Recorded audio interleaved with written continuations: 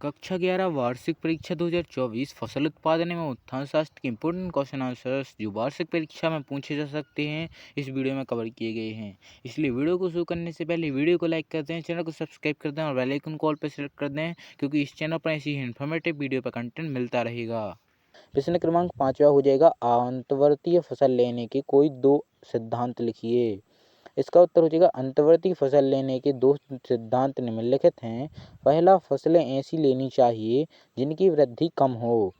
दूसरा, अंतर्वर्तीय फसलों की मांग जैसे पानी, खाद, निराई गुड़ाई आदि मुख्य फसल जैसी ही होना चाहिए। अथवा मिश्रित फसल उगाने के कोई दो लाभ लिखिए। इसका उत्तर हो जाएगा, मिश्रित फसल उगाने के दो लाभ निम्नलिखित हैं। पहला, फसल उगाने में लागत कम आती है। दूसरा, प्रति इकाई क्षेत्रफल में उत्पादन की वृद्धि होती है। प्रश्न क्रमांक 6वां, मृदा जल किसे कहते हैं? यह कितने प्रकार का होता है? इसका उत्तर हो जाएगा, मृदा की संरचना में उपस्थित जल को मृदा जल कहते हैं। यह निम्नलिखित 3 प्रकार का होता है। पहला, सुसंत जल। दूसरा, केशीय जल। तीसरा, आर्द्रताग्राही जल। अथवा में जाएगा, कछारी मृदा मध्य प्रदेश के किन जिलों में पाई जाती हैं? यह किन फसलों की खेती के लिए उपयुक्त होती हैं? उत्तर में जाएगा, कछारी मृदाएं मध्य प्रदेश के भिंड, मुरैना, ग्वालियर तथा शिवपुरी आदि जिलों में पाई जाती हैं। यद्यपि यह मृदा सभी प्रकार की खेती के लिए अत्यंत उपयुक्त है, लेकिन गेहूं, चना, सरसों आदि की फसलें इस मिट्टी में बहुत अच्छा उत्पादन देती हैं। प्रश्न क्रमांक 7वां हो जाएगा, प्राथमिक भू परिष्करण के अंतर्गत की जाने वाली क्रियाएं कौन कौन सी हैं? इसका उत्तर हो जाएगा, प्राथमिक भू परिष्करण के अंतर्गत आने वाली क्रियाएं निम्नलिखित हो सकती हैं, जैसे खेती की जुताई, ढेरों को तोड़ना, मेड़बंदी करना, खाद एवं उर्वरकों को मिलाना तथा बीजों की बुवाई करना आदि क्रियाएं की जाती हैं। अथवा में जाएगा,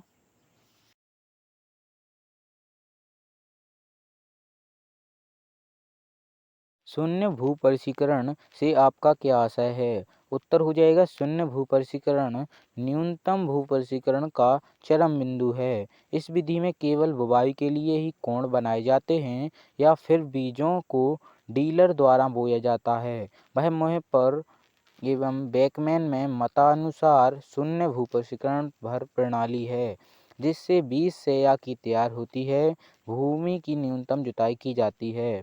प्रश्न क्रमांक 8वां हो जाएगा, अम्लीय मृदा में चूना मिलाने के कोई दो लाभ लिखिए। इसका उत्तर हो जाएगा, अम्लीय मृदा में चूना मिलाने के कारण निम्नलिखित हैं। पहला, यह चूना अम्लीय मृदा को उदासीन करता है। चूना मिलाने से अम्लीय मृदा की जलधारण क्षमता में वृद्धि होती है। इसमें भूमि में जीवाणु की क्रियाशीलता बढ़ जाती है, जो पौधों की वृद्धि में सहायक होती है। अथवा की बात कर लेते हैं, तो अथवा में आ जाएगा,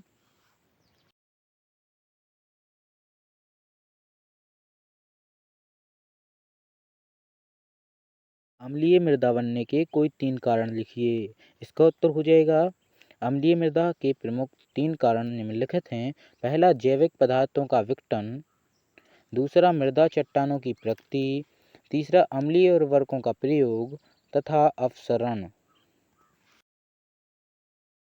प्रश्न क्रमांक 9वां हो जाएगा, जल द्वारा मृदा क्षरण से होने वाली हानियाँ लिखिए। इसका उत्तर हो जाएगा, मृदा क्षरण से होने वाली हानियाँ निम्न प्रकार हैं।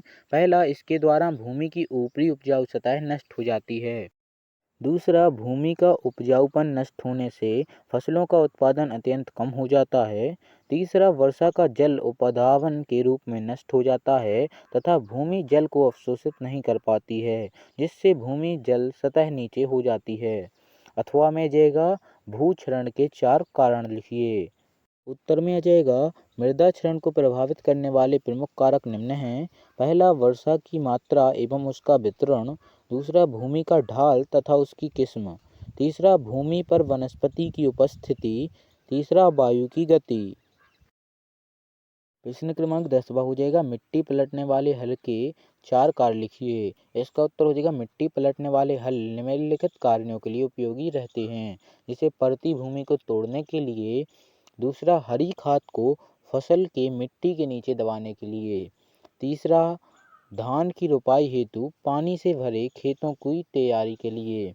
चौथा, सिंचाई की नालियाँ बनाने के लिए। अथवा में आ जाएगा, मिट्टी पलटने वाले हैरों के 4 कार्य लिखिए। इसका उत्तर हो जाएगा हैरो के कार्य निम्नलिखित हैं। पहला, इसके द्वारा जुते हुए खेतों में ढेरों को तोड़कर मिट्टी को भुरभुरा किया जाता है। दूसरा, बोए हुए खेतों की पपड़ी तथा सिंचाई के बाद की पपड़ी इनके द्वारा ही तोड़ी जाती है। तीसरा, खरपतवार निकालने तथा भूमि के खाद मिलाने में भी इनका प्रयोग किया जाता है। चौथा, भूमि में वायु संचार बढ़ाना तथा छोटी अवस्था में फसल की गुड़ाई करने में भी इनका प्रयोग किया जाता है। प्रश्न क्रमांक 11वां हो जाएगा, सिंचाई का महत्व लिखिए। इसका उत्तर हो जाएगा, सिंचाई के निम्नलिखित उद्देश्य की जाती है। पहला, सिंचाई से भूमि मुलायम हो जाती है। परिणाम स्वरूप भूपर्शीकरण क्रियाएं करने में आसानी होती है, जिससे फसल की समय पर बुवाई की जा सकती है। दूसरा, सिंचाई से मृदा में नमी बनी रहती है, जो कि बीजों के अंकुरण के लिए बहुत आवश्यक है। तीसरा, फसलें अपने पोषक तत्वों को भूमि से तरल के रूप में ग्रहण करती हैं, जिसके लिए सिंचाई की आवश्यकता होती है।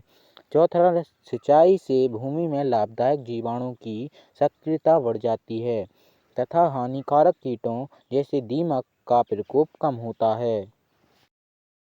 अथवा में जाएगा, सिंचाई की दक्षता बढ़ाने से होने वाले प्रमुख लाभ बताइए। इसका उत्तर हो जाएगा, सिंचाई की दक्षता बढ़ाने से निम्नलिखित लाभ हैं। पहला, प्रति हेक्टेयर उत्पादन में वृद्धि होती है। दूसरा, उपलब्ध सिंचाई जल से अधिक क्षेत्र की जा सकती है। तीसरा, सिंचाई में लगे समय में कमी आती है। चौथा, ऊर्जा एवं धन दोनों ही बच जाते हैं। फ्रेंड्स, अगर आपको वीडियो पसंद आई हो तो वीडियो को लाइक करें, चैनल को सब्सक्राइब करें। बाकी ऐसी ही और इन्फॉर्मेटिव वीडियो देखने के लिए बेल आइकन को ऑल पे सेलेक्ट करना ना भूलें।